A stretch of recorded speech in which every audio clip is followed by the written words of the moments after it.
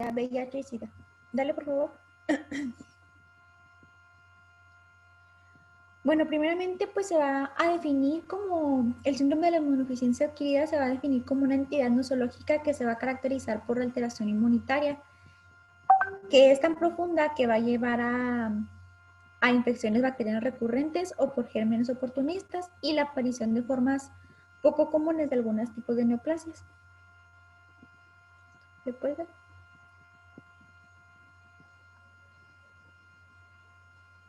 Bueno, la etiología pues es causado por el virus de la inmunodeficiencia humana, perdón, que pertenece a una subfamilia de retrovirus citopáticos no transformantes que se van a denominar lentivirus.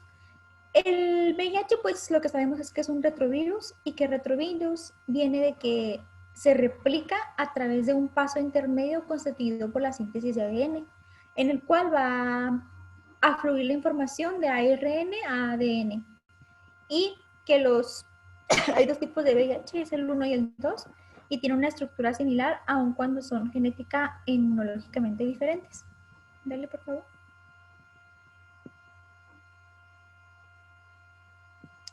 Bueno, la clasificación del VIH es que son retrovirus patógenos humanos, que su estrategia de replicación va a ser la transcriptasa inversa y que va a tener una diversidad genética mayor, lo que le va a proporcionar una mayor supervivencia y esquivaje del sistema inmunitario del cuerpo humano.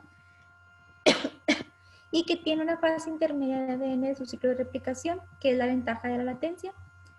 Y nos dice que lo importante aquí es que el VIH va a tener un tropismo hacia los linfocitos TCD4 y todos los que expresan este tipo de proteínas, como los macrófagos.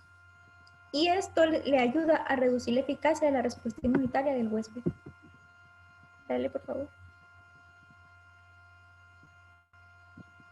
Bueno, el VIH va a tener un diámetro de 100 nanómetros aproximadamente, va a tener 2 cadenas de ARN monocatenario y va a tener 3 estructuras principales que va a ser GAC, POL y M. Y que también va a contener varios genes adicionales que se van a ver más adelante. Dale, por favor.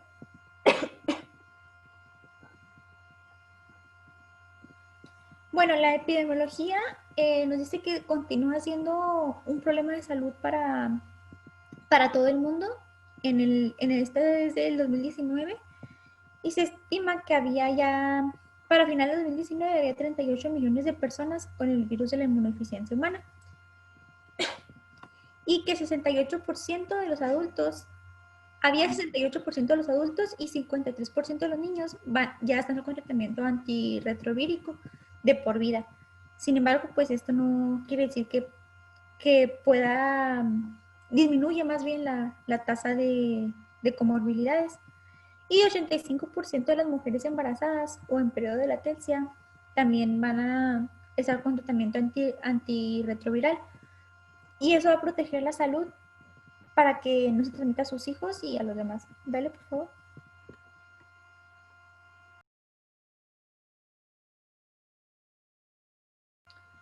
Bueno, ¿cómo se transmite? Pues las principales 3 vías que van a existir en el virus de la inmunodeficiencia humana va a ser la vía sexual, la vía sanguínea y la vía materna. Pero también puede haber otras formas de transmitirlo que no necesariamente son estas. Y esta es a través de órganos, tejidos y accidentalmente en un trabajador de la salud. Pero nos dice que el riesgo de que te contagies va a depender de la forma de transmisión. Por ejemplo, si te transfundieron sangre de un donador seropositivo, la probabilidad de que adquieras la enfermedad es casi al 100%, pero si nada más fue por una exposición única a una aguja contaminada es del 0.4%. Si es por un contacto heterosexual único, hay una cantidad mínima de que te puedas contagiar del 0.001 y más grande cuando es de la madre hacia el bebé, la transmisión perinatal, que varía de 14% al 50%. Dale, por favor.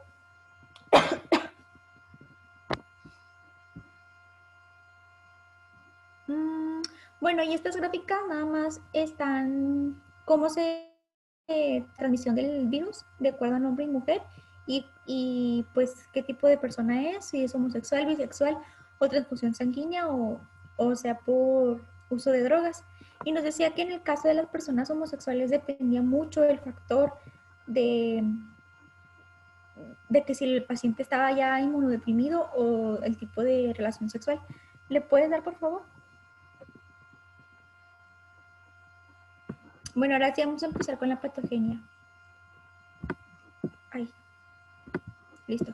La patogenia nos dice que los virus se van a transmitir mediante, primeramente, van a empezar con una interacción de la glucoproteína 120 con el receptor celular CD4, que es el que tiene los linfocitos TCD4, ¿verdad?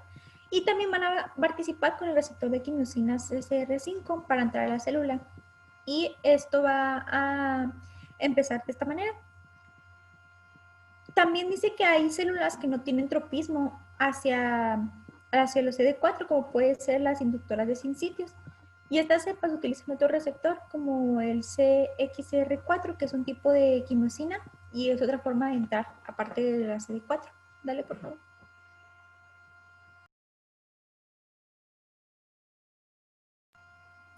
Luego nos dice que una vez que el VIH se une a la célula huésped a través de la glucoproteína 120, se produce la fusión de la envoltura externa del virus a la membrana celular a través de la glucoproteína 41, con la que el VIH va a entrar a la célula y ya va a perder su envoltura proteica que tiene el VIH y va a liberar su ARN y las proteínas codificadas por la región POL, como la transcriptasa inversa, que es importante en este paso, en el citoplasma. ¿Le puedes dar?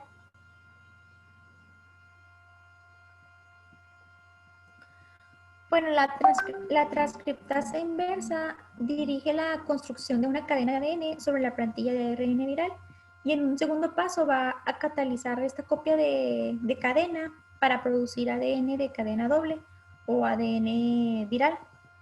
Y este ADN proviral se va a integrar al ADN cromosómico de la célula huésped. Aquí va a estar mediado por la enzima de la integrasa y el ADN proviral del VIH pasa a un estado productivo en el cual se va a transcribir de ARN a ARN mensajero, del viral al ARN mensajero, el cual va a sintetizar proteínas virales que van a ser las que también van a contagiar. ¿Sale?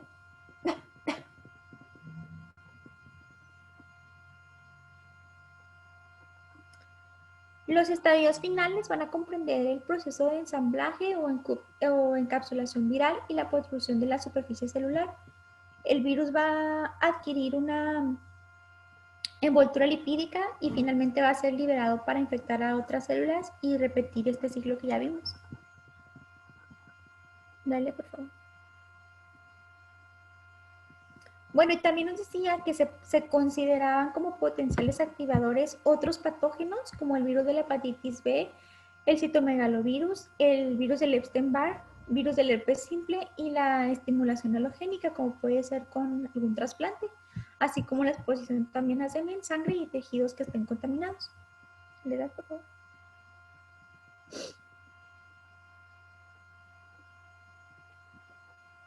Bueno, y nos explica que el paciente que está en la fase latente o que está asintomático, los niveles circulantes del virus y las cuentas de CD4 van a estar en equilibrio. Y pues por eso no se ve muchas veces en este tipo de pacientes, entonces va a estar en equilibrio. Y nos menciona que con la replicación viral se va a producir la muerte de la célula infectada. Y nos menciona también que que las células infectadas van a presentar también cambios en el fenotipo de los antígenos de histocompatibilidad de la clase 1. Y esto hace que sea más susceptible al ataque inmunitario y a la superinfección de otros patógenos. Y esto explica la inmunidad que va, el proceso de que está inmunocomprometido el paciente. ¿Sale, por favor? Sí, muy bien. Va a existir también una depleción de células T, que son las que son importantes en la respuesta inmunitaria específica, tanto en la celular como en la humoral. Y esto va a llevar a una inmunosupresión adquirida que va a llevar al paciente, como ya mencioné, a adquirir infección por gérmenes poco frecuentes como así como también otro tipo de neoplasias, por ejemplo en piel, pues va a existir más afección a, por ejemplo, herpes simple, herpes zóster, y así en cada uno va a haber infecciones oportunistas. ¿Le puedes dar?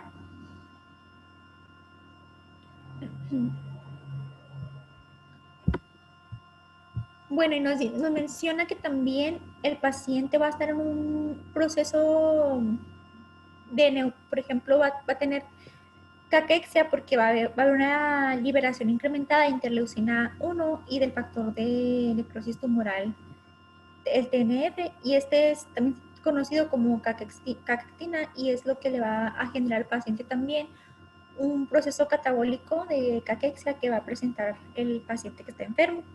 Aparte que también se van a afectar los macrófagos alveolares y esto va a incrementar la susceptibilidad para que el paciente se infecte con virus como neumocitis Girovech en comparación con otros pacientes inmunocomprometidos. Dale, por favor. También aparte de infectar a los linfocitos TCD4, también se puede presentar con anormalidades a los linfocitos B, que esto va a producir que se active su proliferación policlonal. Entonces, aparte el paciente va a presentar hipergamaglobulinemia, aparte de la depresión de las células T. Y nos menciona que si el paciente llega a tener una encefalopatía, la patogénesis va a ser que hay una disfunción de la barrera hematoencefálica. Por lo tanto, se van a infectar directamente las células gliales y va a haber una muerte neuronal. Y va a haber una unión competitiva de la glicoproteína de la envoltura del VIH hacia el mismo receptor. Y esto va a ocasionar el daño directo del tejido cerebral. Dale, por favor. Okay. Bueno, ahora vamos a continuar con las manifestaciones clínicas. ¿Sí me escucho, verdad? Sí. Ok. Bueno, sobre el síndrome de inmunodeficiencia adquirida, como vamos a ver un poquito más adelante, este va a estar caracterizado principalmente por la disminución o la depresión de los linfocitos CD4 y el aumento de las copias del virus en sangre. Entonces se hizo esta clasificación para categorizar el estadio clínico o la categoría clínica del SIDA. Esta va a estar condicionada, como vemos en la primera columna, por el recuento de células CD4 positivas presentes en sangre y sobre el estadio clínico que presente. El estadio clínico A es el paciente que tiene una infección o un síndrome retroviral agudo, una infección asintomática o que tiene la presencia de linfadenopatía generalizada presente. Un estadio clínico B es cuando tiene presencia, por ejemplo, de candidiasis orofaringio vaginal, que no responde a tratamiento después de un mes, neoplasia vellosa de la lengua, displasia cervical severa o un carcinoma in situ, herpes zóster, dos dermatomas, etc. Y un estadio clínico C es cuando el paciente tiene candidiosis en bronquios, tráquea o pulmones, esofágica, un cáncer cervical invasivo, coccidiomicosis, infección por citomegalovirus o herpes, y por ejemplo el sarcoma de Kaposi o el linfoma de Burkitt, que lo vamos a ver un poquito más adelante. Entonces esta categoría sirve para ver la afectación a las células CD4 y categorizar clínicamente al paciente, y nos mencionaba que esta categorización nos sirve principalmente porque en los estadios, principalmente en el estadio C, ya se recomienda dar un tratamiento intensivo retroviral, y en los estadios A3 y B3 también, por la baja del recuento de células CD4 positivas.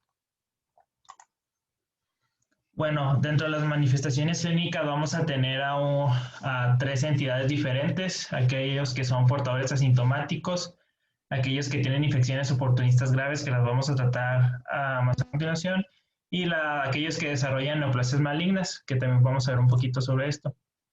Entonces, como ya nos platicó un poquito Diana, vamos a tener síntomas iniciales tras la infección, que va a ser la fase aguda de esta, que va a estar caracterizada por gripe, mononucleosis, puede haber presencia de meningitis aséptica y un exantema que aparece hasta 3 meses después de la infección. Sin embargo, estos síntomas van a desaparecer espontáneamente entre 2 y 3 semanas después, y van a seguir por un periodo de infección asintomática en donde principalmente el virus se va a estar replicando en ganglios linfáticos y este periodo asintomático puede durar hasta años.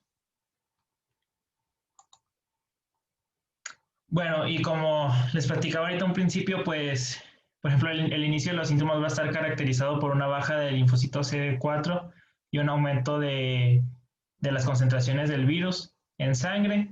Y ya establecido el síndrome de inmunodeficiencia adquirida va a ser cuando los linfocitos T CD4 descienden por debajo de 200 células por microlitro y más de 75,000 copias por mililitro del virus. Y pues ya lo que mencionamos, que se va a manifestar por infecciones y otros síntomas que vamos a hablar. Sobre la linfadenopatía y fiebre, que son aquellos síntomas iniciales, estos se pueden presentar de una forma gradual y acompañarse de un adelgazamiento intenso del paciente y malestar general. Puede persistir o progresar y llegar a una resolución de alguno de estos. Puede estar acompañada de, bueno, las infecciones oportunistas que vamos a ver a continuación, diarrea, sudoración nocturna y fatiga y dermatitis. Y el cuadro que les puse ahí abajo es sobre un estudio que hizo el autor del libro, o que lo cita el autor del libro, en donde nos dice las manifestaciones sistémicas en el ingreso de niños que tienen infección sintomática por VIH. Y vemos que las primeras tres manifestaciones, pues es pérdida de peso, diarrea y fiebre, y en cuarto lugar las adenomegalias. Bueno, y nos mencionaba la neumonitis intersticial linfoidea. Nos dice que esto se va a presentar exclusivamente en niños que presenten infección por VIH. Y nos dice que normalmente va a ser después de los 2 años de edad y se va a presentar con una frecuencia del 25 al 30%. Esta va a ser una enfermedad intersticial crónica y los niños van a desarrollar un infiltrado reticonodular bilateral difuso y progresivo. Y va a existir una variante de esta que es la nodular, que se denomina hiperplasia linfoide pulmonar. Y pues que en la biopsia se van a encontrar agregados nodulares peribronquiales que van a tener centros germinativos, infiltrados linfoplasmocitarios, tabiques alveolares y peribronquiales. Esta va a estar caracterizada por una insuficiencia respiratoria de desarrollo gradual, a diferencia por neumocitis Girovechi, que lo vamos a ver un poquito más adelante, que es mucho más brusca. Y pues va a estar o va a ser frecuente la linfadenopatía simétrica generalizada, paratoiditis bilateral, hepatomegalia y el hipocratismo digital. Y pues que para hacer el diagnóstico propiamente debemos de realizar la biopsia pulmonar. Después tenemos la encefalopatía por VIH, que esta va a ser propiamente cuando el virus infecta el sistema nervioso central y va a provocar un deterioro neurológico progresivo. Y nos lo divide en 2 fases. La fase temprana va a haber una disminución de la capacidad de concentración, pérdida de memoria, lentitud mental, afectación de los signos afectivos, hipertonía, hiperreflexia, temblores, ataxia. Y el líquido cefalorraquídeo va a mostrar un incremento de proteínas. Y en la TAC, propiamente lo que nos decía que era el hallazgo inicial o el más predominante es una atrofia cerebral. Y en la fase tardía pues vamos a tener un aumento de los signos que ya vimos, que ya les mencioné, y puede llegar hasta convulsiones y psicosis. Y pues en la TAC vamos a encontrar aún más la atrofia, una extrema atrofia y cambios en sustancia blanca.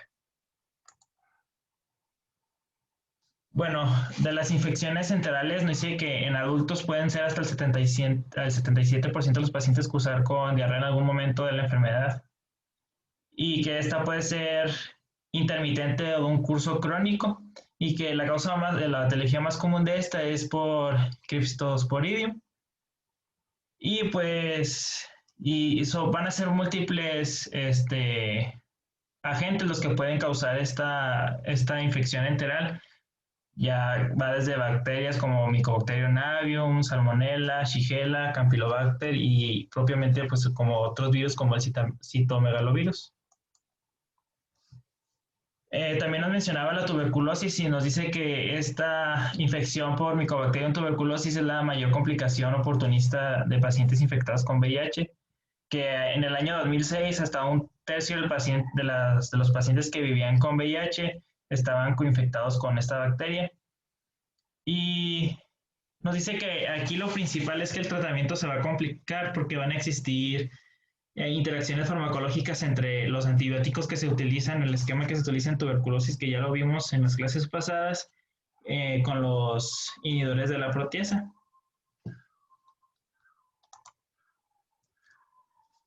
Y bueno, estas infecciones por gérmenes oportunistas, como ya hemos estado mencionando, se debe principalmente a defectos de la inmunidad celular. Y nos dice que las infecciones normalmente oportunistas en el adulto son reactivaciones de patógenos que ya había adquirido previamente el paciente. Sin embargo, en niños infectados por VIH son infecciones primarias.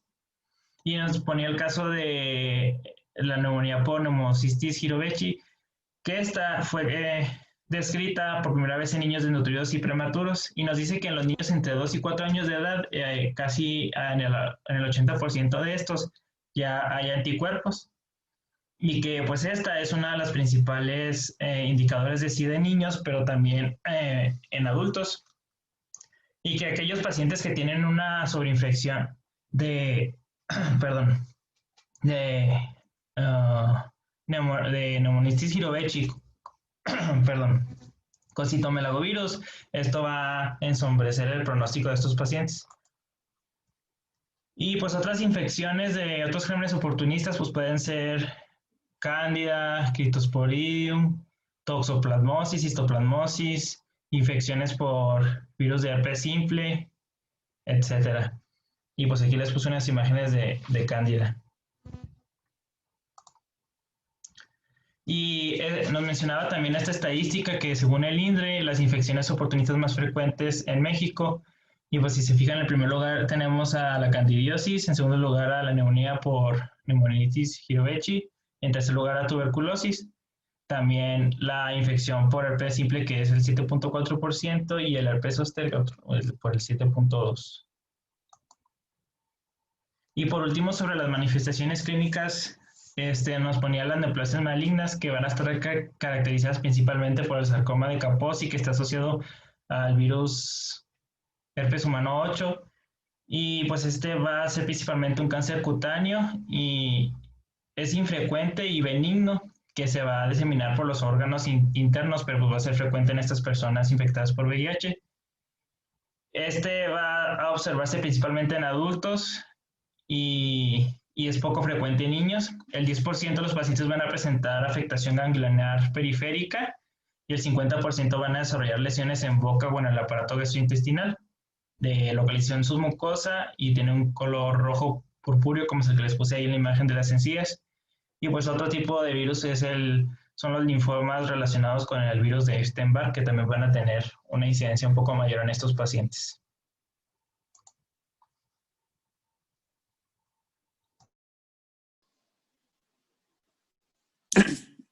Bueno, ahora vamos a continuar con lo que es el diagnóstico. Dale. Aquí nos mencionaba el libro que principalmente nos tenemos que basar o iniciar el diagnóstico por una sospecha de infección, conociendo los factores de riesgo que pueda tener el paciente, la presentación clínica, y una vez que pues ya tengamos la sospecha de que pues puede presentar una infección por el VIH, podemos pasar como al siguiente paso que venía en el libro, que sería la confirmación por pruebas de laboratorio con pruebas con anticuerpos anti-VIH, ya sea ELISA o Western Blot. Vamos a ver más adelante cuáles son los pasos a seguir conforme a estas pruebas de anticuerpos. Mencionar los falsos negativos y positivos, que pueden darse, en especial los falsos negativos, en pacientes durante los primeros 8 a 12 meses post-infección o que se hayan expuesto al virus. En pacientes que tengan pobre respuesta a anticuerpos y que aún así los falsos positivos llegan a ser hasta pues del 1% o menores. ¿Vale? Ahora, supongamos que tenemos un paciente que presentó una prueba ELISA positiva, que aquí la prueba nos menciona que tiene una sensibilidad de 95% y una especificidad de 99%. Lo recomendado es confirmar con otra prueba todavía más específica, que en este caso sería el Western Blot, que esta tiene una especificidad del 100%. Los estudios complementarios que nos mencionaba que vamos, para poder considerar una prueba a una persona como infectada, tenemos diversos criterios que también pueden utilizarse PCR-DNA para VIH como uno de esos criterios. Nos menciona que casos especiales pueden ser niños menores a 18 meses que se le haga la prueba para anticuerpos porque pueden detectarse anticuerpos maternos que hayan pasado a través de la placenta, entonces sería un falso positivo en el caso de que el menor no estuviera infectado. Nos menciona que estos pacientes, al menos el 50% son detectados cerca del nacimiento y el 95% pueden ser detectados entre los primeros 3 a 6 meses.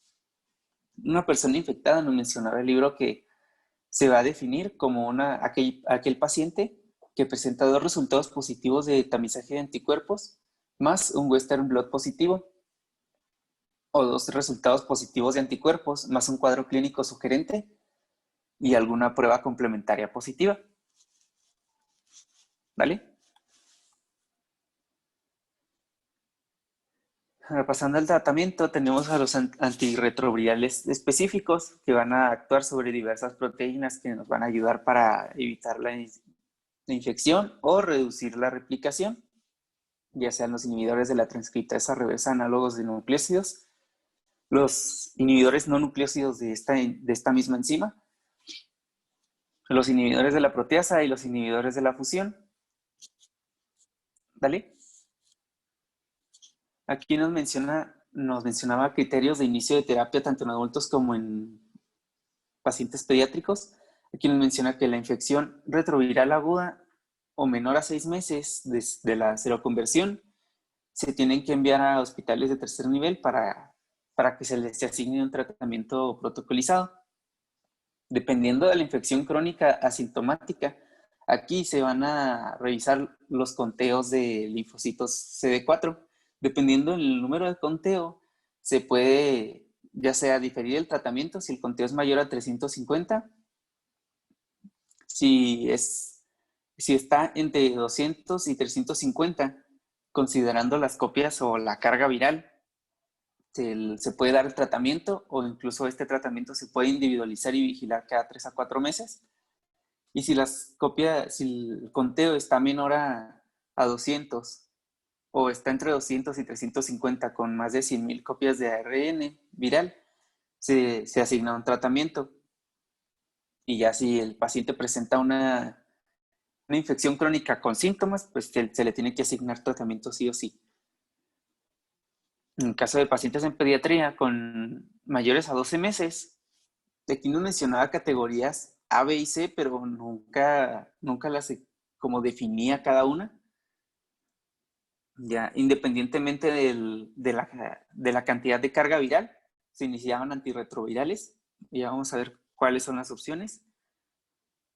Y pacientes de 12 meses hasta los 13 años, independientemente también del resultado del conteo viral, se pueden considerar, si el conteo es mayor a 100,000 copias virales, se puede considerar el tratamiento con antirretrovirales. Y si es menor a 100,000, mencionaba que se puede diferir el tratamiento y dar seguimiento cada 3 a 4 meses. ¿Vale?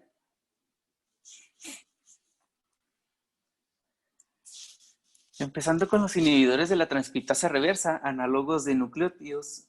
Aquí nos mencionaba primero el ácido budina.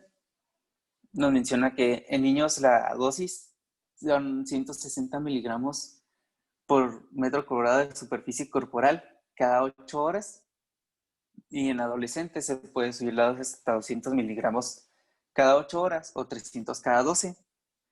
La lidanosina es otra de las opciones. En niños se puede dar 90 miligramos por metro cuadrado de superficie corporal cada 12 horas.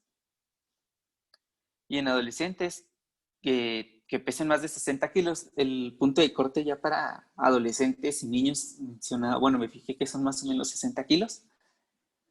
Se pueden dar 200 miligramos cada 12 horas.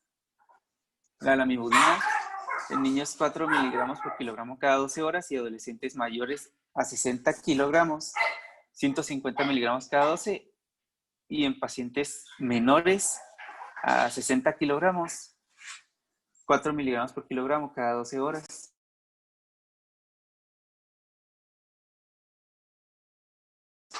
La estabudina nos menciona que en niños la dosis es de 1 miligramo por kilogramo cada 12 horas. Y en adolescentes mayores a 60 kilos, 40 miligramos cada 12. Abacavir en pacientes mayores a 3 meses son 8 miligramos por kilogramo cada 12 horas y en adolescentes 300 miligramos cada 12. La emtricitabina en niños mayores a 3 meses y hasta 17 años, la dosis es de 6 miligramos por kilogramo cada 24 horas. Y en pacientes que pesen más de 33 kilos, 200 miligramos cada 24. Aquí la mayoría de los efectos adversos rondan entre las náuseas, vómitos, dolor abdominal, diarrea.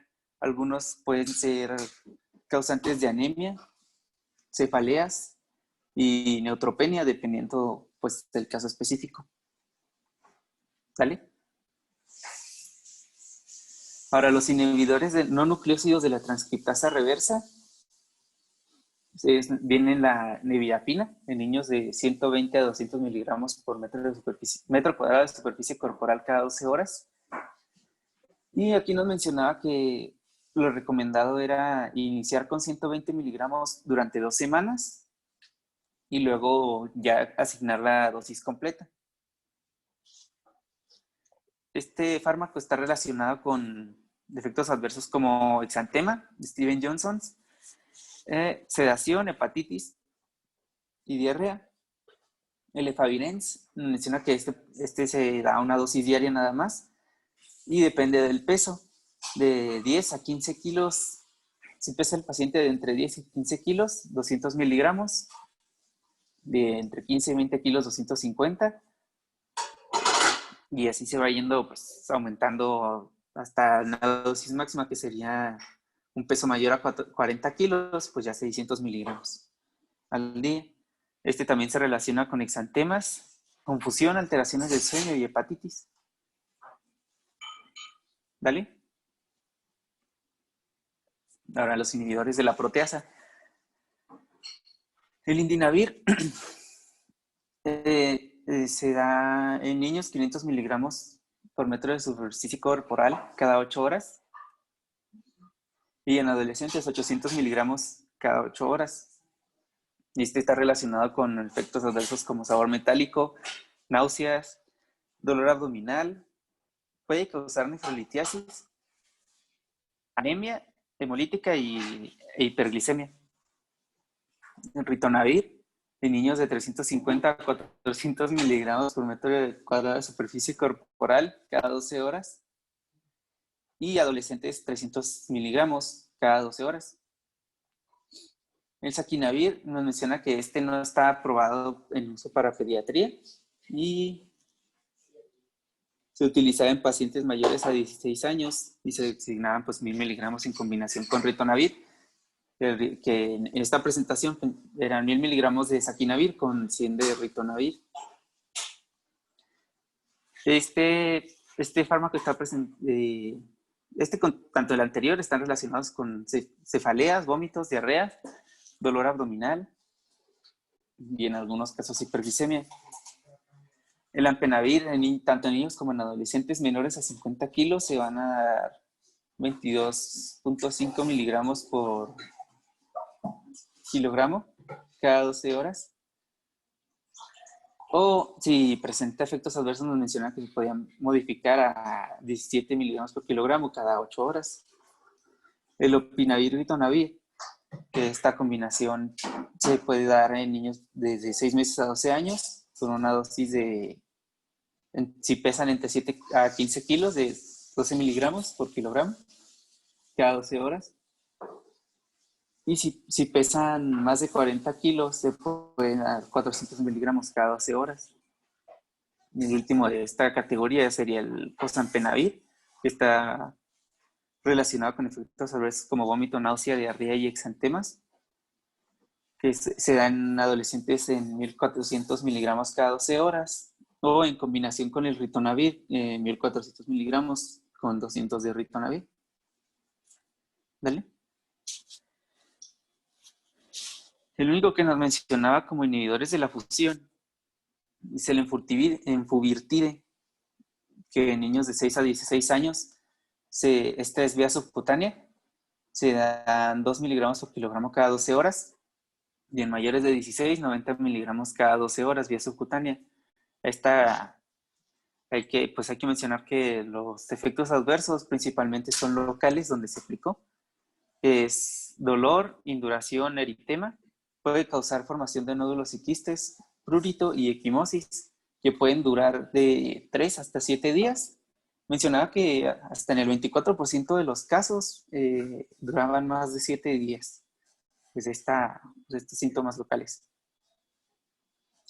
La GPC nos recomienda que como tratamiento inicial manejemos, pues como esquema preferido, 2 inhibidores análogos de los nucleósidos con un inhibidor no análogo, y que si el paciente no presentaba como éxito en el tratamiento o control de la enfermedad, se podía manejar 2 inhibidores análogos nucleósidos o, 2 análogos inhibidores nucleósidos junto con un inhibidor de la proteasa. ¿Dale? El tratamiento de las infecciones bacterianas nos menciona que es esencial identificar si el paciente cuando llega pues, a la sala de urgencias o con el médico, la fiebre que presenta es debido a una infección o que si el paciente esta fiebre ya la presenta de base, porque hay que recordar que muchos de los fármacos que nos ayudan a controlar esta infección pueden causar fiebre. Nos menciona que de manera temprana se tiene que sospechar el microorganismo del cual pues, se tiene la infección, y ya nos mencionaba Streptococcus pneumoniae, Haemophilus influenzae, Salmonella, Staphylococcus aureus, Pseudomonas y Candida, ya para pues, asignar un tratamiento en lo que se confirmaba el microorganismo específico. ¿Dale? En el tratamiento de las infecciones por gérmenes oportunistas nos mencionaba que hay que recordar que estos microorganismos no necesariamente fue por una rotura de la barrera pues, epidérmica o que haya consumido algo contaminado o está ahí expuesto, sino que estos se encuentran de forma latente en el huésped. Que estas infecciones se encuentran pues, más prevalentes o con más frecuencia en pacientes adultos debido a que los pacientes pediátricos han estado expuestos a menos microorganismos durante su vida, entonces pues tiene menos probabilidad de presentar infecciones por otros microorganismos a los que no hayan estado expuestos. El tratamiento, igual que las bacterianas, va a depender mucho del agente contra el que estemos pues tratando. Y el diagnóstico igual tiene que ser diagnóstico temprano y terapia específica, porque nos mencionaba que en el caso de pacientes recién nacidos que presentaran infección por cándida, la esperanza de vida podría llegar a ser desde 9 hasta 12 meses debido a la gravedad que pueden presentar. Y que se establecen 2 fases, que son la fase intensiva, en la cual se va a controlar la infección pues exacerbada, y una fase de mantenimiento o profilaxis, en la cual ya vamos a intentar que no vuelvan a regresar estas infecciones. ¿Vale? Aquí venía una tabla ya pues por los microorganismos más comunes, y pues resalté los que pues, hemos estado viendo con más frecuencia durante la carrera, que vendrían a ser Pneumocystis jirovecii, que causa neumonía, que se recomendaba una terapia con trimethoprim sulfamethoxazol durante 21 días.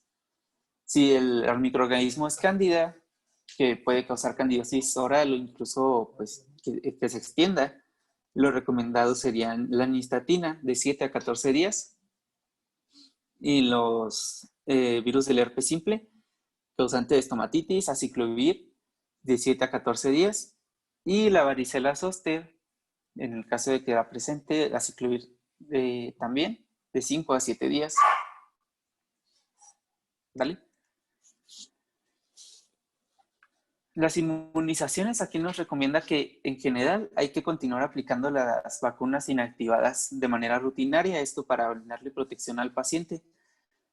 Nos menciona que también las vacunas vivas atenuadas no son recomendadas, debido a que pueden producir infección grave en el paciente, pero que si el paciente tiene un conteo de linfocitos CD4 mayor al 15%, se puede considerar, pues sí, administrar las vacunas como sarampión, parotiditis, rubiola y varicela para que no presente el riesgo de contagio por estos virus.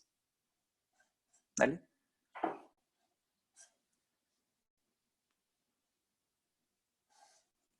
La prevención nos menciona que hay que, pues, informar tanto al paciente como a la, pues, comunidad de que se transmite de manera sexual, evitar las transmisiones parenteral y perinatal. Parenteral mencionaba mucho la transmisión de manera de transfusiones. La abstinencia, nos menciona que la abstinencia sexual y las relaciones monogámicas son esenciales. La utilización sistemática y correcta del preservativo. Contagio, nos mencionaba que en el caso de grupos de riesgo como pacientes que utilizan drogas ilegales, hay que, pues, informarles que, pues, si lo van a seguir haciendo, usen agujas estériles porque se pueden contagiar por agujas ya usadas. En el caso del personal médico, utilizar barreras de protección, ya sean cuando se manejen cosas que hayan estado en contacto con pacientes infectados, ya sean guantes, cubrebocas, anteojos, caretas o, pues, esencial, la bata. El lavado de manos inmediato y de la, pues, desinfección de las superficies expuestas. Aquí nos daba muchas opciones, nos mencionaba que incluso el agua oxigenada al 0.3% es efectiva para inactivar al virus, hipoclorito de sodio al 0.5%, paraformaldehído al 0.5%, isopropil alcohol al 35% o el etanol al 50%. Y nos mencionaba igual el manejo cuidadoso de instrumentos punzocortantes. Otras maneras de prevenir, nos menciona que en el caso de que el paciente infectado con VIH necesite maniobras de reanimación, es esencial utilizar dispositivos por los cuales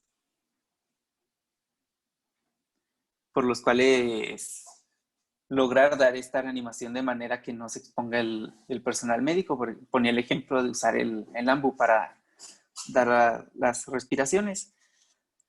Nos menciona que el personal médico que presente lesiones exudativas y dermatitis húmeda deben evitar exponerse a este tipo de pacientes hasta que cicatricen y sanen por completamente, pues, estas lesiones.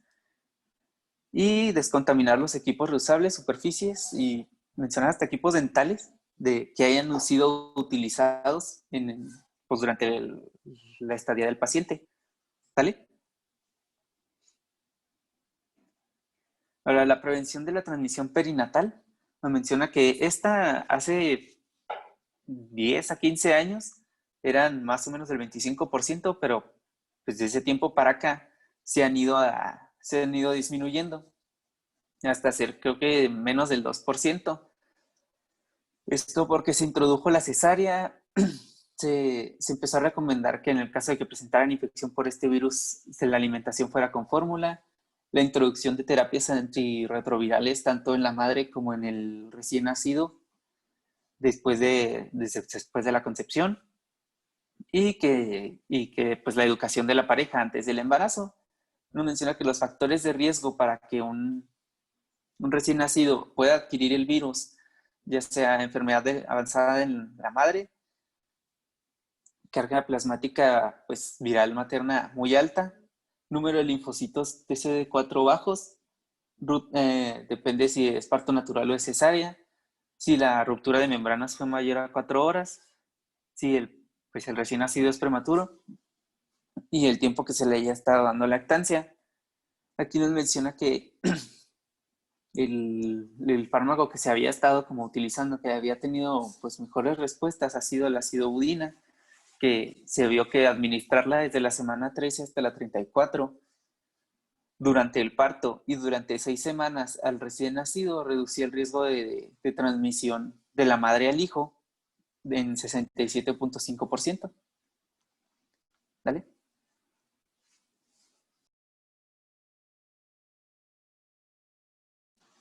Ya por último nos mencionaba el desarrollo de vacunas, que nos mencionó el libro que se veía como un objetivo lejano, porque aún no se tenía como específicamente qué respuesta era la que inducía una inmunidad para este virus. Y que después se debería considerar como una opción, pero pues ya muy largo plazo, que las opciones que se habían estado revisando eran utilizar virus muertos, pero que estos no lograban dar una respuesta inmune adecuada e incluso era riesgoso pues administrarlo porque tenían la teoría de que podía llegar a causar una infección activa por el virus, ya sean por partes fragmentadas del virus muerto, que igual pensaban que también podía ser pues no benéfico para el paciente, y que lo que tenían más como en mente es la última opción, que serían vacunas antibiotipo, que esto crea anticuerpos que planean interferir con la unión de la proteína GP120 del virus con el receptor CD4 del linfocito, que esto sería como lo que más se acerca a una vacuna. Pero la que pues como que tuvo un poco de éxito en esta creación de inmunidad, no creó una reacción suficientemente fuerte, entonces se estaban estudiando para mejorar la potencia de estas vacunas. Y ya sería todo.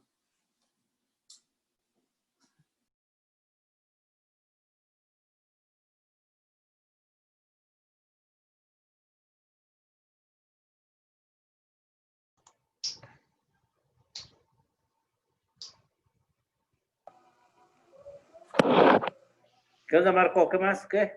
¿Sí traen el otro tema? Sí. Ah, Sí, pues ¿Cuál ya. tenemos? Necesito compartir pantalla, Marco. ¿El qué? No, le digo a Marco que si me deja compartir pantalla. Ya. Ah, Marco, no, dile que no. Ah, no.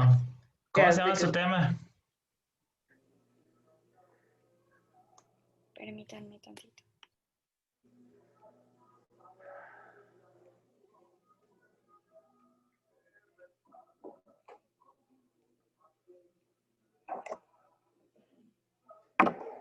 Oye, ¿abriste tu WhatsApp? Te puedo mandar a la niña y la agregas a la 19. Qué chaparro, por eso la veía tan diferente.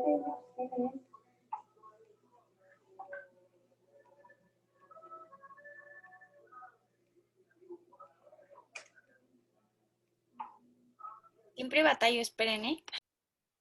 Ah, no. Voy a poner derecho.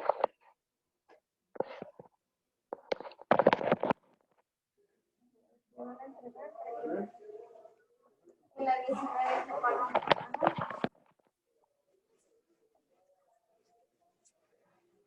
¿Qué se ve ahí? ¿Qué se ve ahí? ¿Quién sabe? No se ve la presentación? se ve pero como que cortado. Sí, se ve Sí. cortada. O sea, Sometamos a nuestros pacientes. Porque pues esto también va a ser, pues, como condicionante a que el paciente sufra de otra enfermedad. Y pues en conclusión de todo lo que les mencioné ahorita, pues los pacientes hospitalizados son cada vez más viejos, van a ser más enfermos y son menos inmunocompetentes. Y mencionaba una lista de algunas cosas que pueden ser condicionantes para que el paciente obtenga una enfermedad nosocomial. Por ejemplo, el uso de los corticoides, los quimioterápicos citotóxicos, los antineoplásicos, también el uso de sangre y hemoderivados, la nutrición enteral y parenteral, los antibióticos de amplio espectro, los depresores del sistema nervioso central, los inhibidores de la acidez gástrica, la radioterapia y técnicas instrumentales invasivas.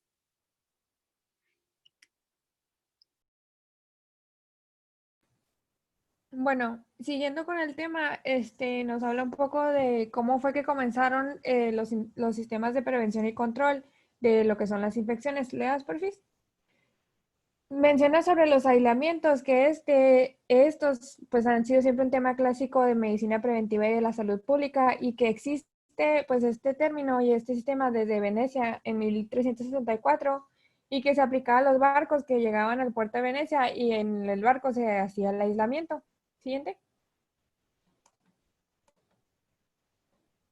Las primeras recomendaciones que se comenzaron a hacer sobre el cuidado de las infecciones fue en Estados Unidos en 1877, y a los pacientes se empezaron a colocar a los pacientes que tenían enfermedades infecciosas en habitaciones separadas, y pues esto separaba a los pacientes infectados del resto, y se fue creando lo que eran los hospitales de enfermedades infecciosas. Siguiente. Entonces, de los hospitales de enfermedades infecciosas, pues se establecieron las salas separadas para pacientes con la misma enfermedad, y se fue empezando la práctica de aplicar los procedimientos asépticos. Siguiente. Ya después, en 1910, pues se fue desarrollando más sobre el tema de los sistemas de aislamiento, y se fue aplicando que se usaran salas distintas con habitaciones separadas para los pacientes que tuvieran una enfermedad infecciosa, y también se utilizaban las batas individuales. También se promovió el lavado de manos con soluciones antisépticas después del contacto con el paciente, y se desinfectaban los instrumentos contaminados por los que se llegaban a utilizar en el paciente. Y estas prácticas que aplicaba también enfermería se fue conociendo como enfermería de barrera. Siguiente. Ya más o menos por la década de 1950 hasta 1960, los hospitales de enfermedades infecciosas empezaron a cerrar, y todos los pacientes infecciosos que estaban en salas separadas se fueron ubicando en salas de hospitales generales. Pero cuando los reintegraron a los hospitales, se procuró que el paciente infeccioso estuviera en una habitación individual especialmente diseñada para ellos. Siguiente. En 1970 aparece lo que es de Center of Disease Control, la CDC, que hasta la actualidad es el organismo encargado de recabar la información y pues dar las pautas para el control y prevención de las infecciones. Y pues es la base del trabajo diario para el control de la infección. Siguiente. Dice que es muy importante identificar muy bien a los pacientes, que en ocasiones se desconoce bien cuáles son los pacientes que son fuentes de infección, y que es muy importante identificarlos porque el aislamiento ayuda para cortar la cadena epidemiológica, y pues así evitar también la transmisión de enfermedades a otros pacientes que estuvieran en el mismo hospital. Siguiente. Se creó en 1975 un manual que era el Manual de Técnicas de Aislamiento para Uso en Hospitales, que introducía al sistema de categorías algunas precauciones de aislamiento, y generó 7 categorías de aislamiento, lo que era el aislamiento estricto, el aislamiento respiratorio, el aislamiento protector, las precauciones entéricas, las precauciones para piel y heridas, las precauciones de eliminación y las precauciones sanguíneas. Y pues para cada categoría se fueron determinando pues las medidas mínimas que se debía de tener para la prevención y control de las infecciones. Siguiente. Después de los años 80 pues fue evolucionando más y fueron apareciendo los problemas de las infecciones nosocomiales, y vieron que algunos eran causados por microorganismos multiresistentes y otros por nuevos patógenos. Y se fue desarrollando y agregando al manual las precauciones de aislamiento dirigidas a la transmisión nosocomial. Siguiente.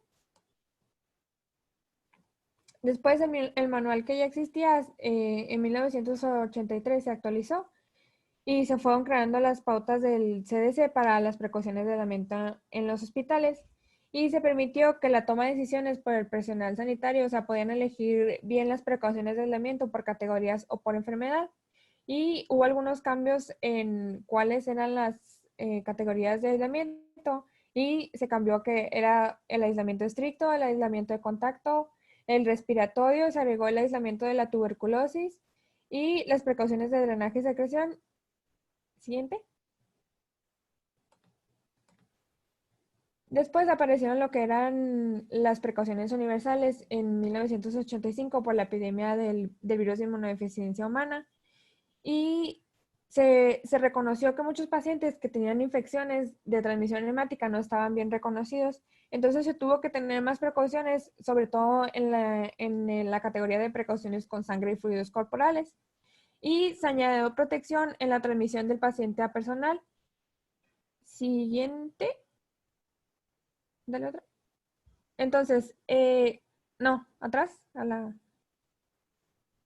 Entonces, las precauciones que se agregaron, se quitó totalmente la categoría de sangre y fluidos corporales para integrar bien lo que eran las precauciones universales. Entonces, se tenía que tener más prevención con las inoculaciones accidentales y pues el uso de barreras tradicionales seguiría, lo que era el uso de batas y guantes, la utilización de mascarillas y protectores circulares y el uso de dispositivos de ventilación individual, que era muy importante para pues evitar la transmisión también de paciente a paciente.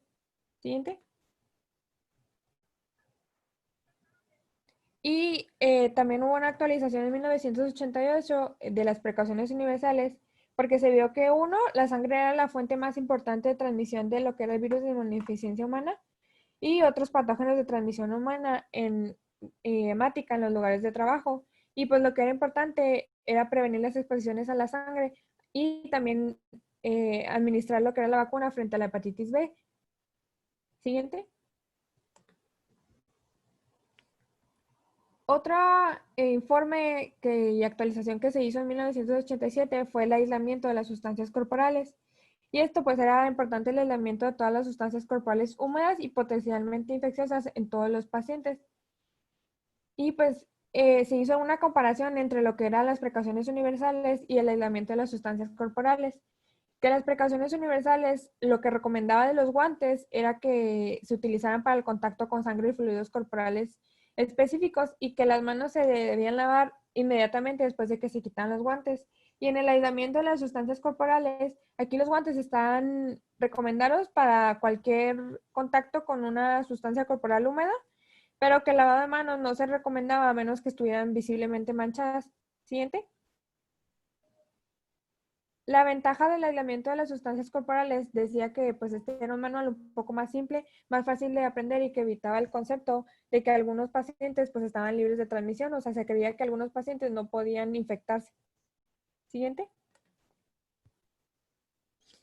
Y pues se necesitaba que todos estos sistemas que fueron apareciendo se sintetizaran en un solo manual y sistema para poder dar las recomendaciones de forma pues general.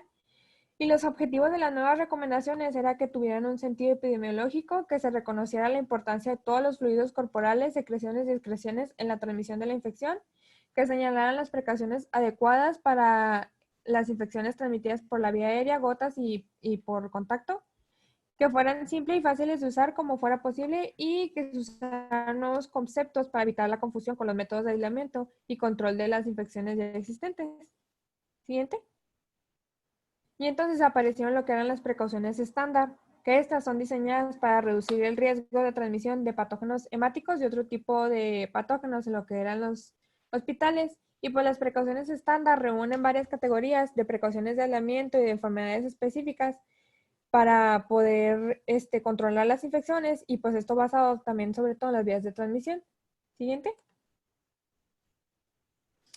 Entonces, actualmente están lo que son las precauciones diseñadas para el cuidado de todos los pacientes hospitalarios, independientemente de su diagnóstico o presunto estado de infección, que pues vamos a tener las precauciones estándar, y las precauciones diseñadas solo para el cuidado de pacientes específicos, que estas son las que se basan en la transmisión, que son las precauciones de contacto, las precauciones respiratorias, y dale otra, por favor. Y las precauciones por gotas. Entonces, la guía CDC lo que hace es que simplifica los aislamientos como precauciones de barrera y distingue las precauciones estándar o precauciones universales y las precauciones según el mecanismo de transmisión, ya sea respiratoria, ya sea aérea o por gotas y por contacto. Siguiente.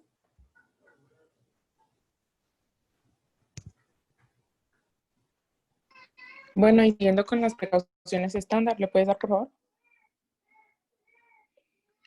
Bueno, las primeras recomendaciones que nos da, pues es evitar el contacto con los fluidos que pues son del paciente, ¿no? Que pueden, como pues ahorita nos comentaban las compañeras, nos puede contagiar de cualquier enfermedad. Entonces, todo tipo de fluido se debe evitar.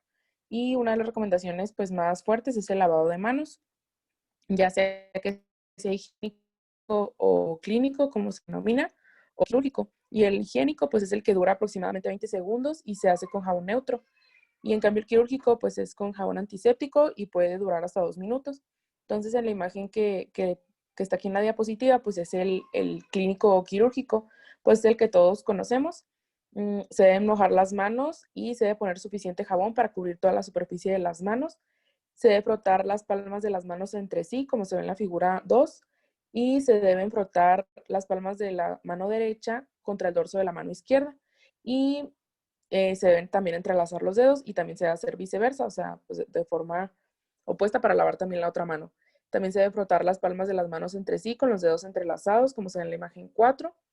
Luego, como se ve en la 5, se debe frotar el dorso de los dedos de una mano con la palma de la mano opuesta y pues manteniendo unidos los dedos entre sí, como se ve ahí en la figura. Luego el 6 para lavar los dedos pulgares. Por ejemplo, para lavar el pulgar izquierdo, se debe con la mano derecha frotar con un movimiento de rotación y luego viceversa para pues el pulgar derecho.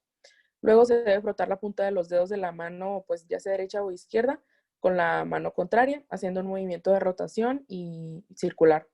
Luego se enjuagan las manos y pues se secan completamente. Y para cerrar el grifo se debe usar la toalla que se usó para secar las manos. Y así es como las manos pues están seguras y pues limpias. ¿Le puedes dar, por favor? Y en cambio para el lavado quirúrgico, aquí también hay un ejemplo, pues se deben quitar todas las joyas de las manos y las muñecas y se debe limpiar debajo de las uñas con un, ya sea cepillo o palillo, decía el artículo. Y es importante que todas las personas pues, que están en cirugía tienen que mantener las uñas muy cortas. Luego se deben mantener las manos por encima del codo y se debe aplicar el antiséptico. Y con un movimiento circular, comenzando desde la punta de los dedos y pues se debe frotar y hacer espuma entre los dedos, continuando hasta el codo. Y esto se repite en la mano y el brazo y más o menos dura entre 3 y 5 minutos. Y pues se debe enjuagar obviamente cada mano por separado y se debe secar con toalla estéril cada mano. Y se debe mantener las manos por encima del nivel de la cintura antes de ponerse los guantes quirúrgicos. ¿Le puedes dar, por favor?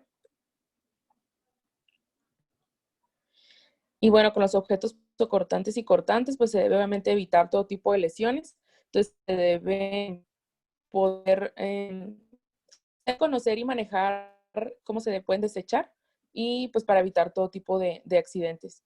Y en los guantes, por ejemplo, aunque se usen guantes, se deben lavar las manos siempre al quitarse los guantes y se deben cambiar los guantes con cada paciente o con cada diferente procedimiento. ¿Me das, por favor? Y pues el uso de mascarilla, bata o lentes protectores, pues estos se usan cuando se hacen maniobras que pueden originar la formación de gotitas de sangre o de líquidos orgánicos que nos pueden contaminar. Y bueno, como un ejemplo de esto, ¿le puedes dar, por favor? Venían las precauciones por mecanismo de transmisión respiratoria.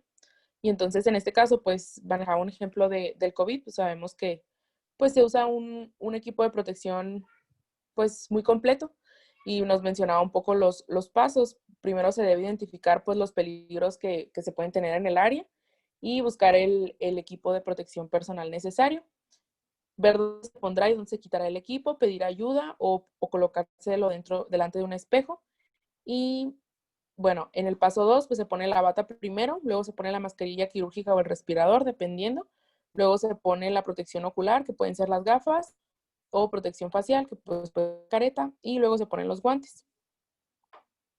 Nada, por favor.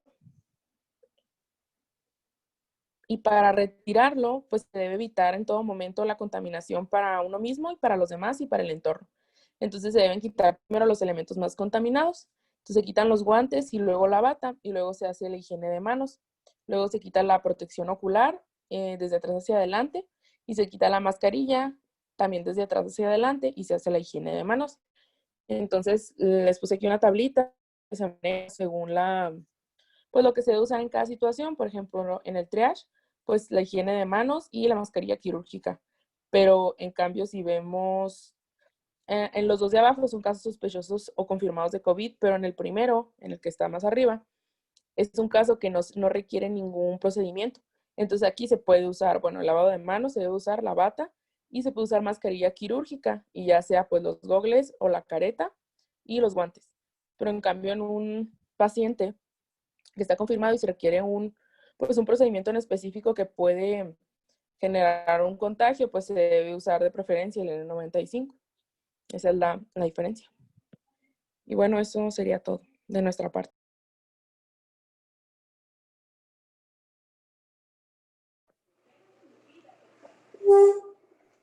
Listo, Doc. Listo. Oye, Marco,